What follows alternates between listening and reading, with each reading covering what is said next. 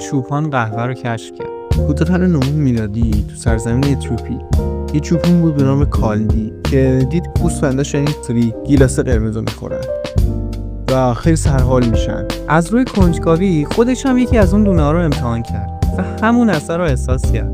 از همونجا بود که داستان قهوه شروع شد. عربا هم بهش میگفتن قهوه، به معنی تحریک کننده یا چیزی که هوشیاری و افزایش میده.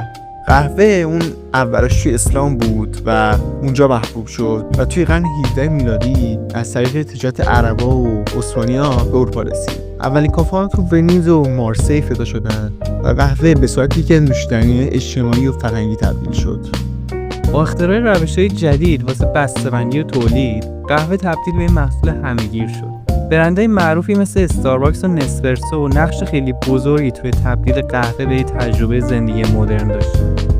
و حالا میدونیم چی شد که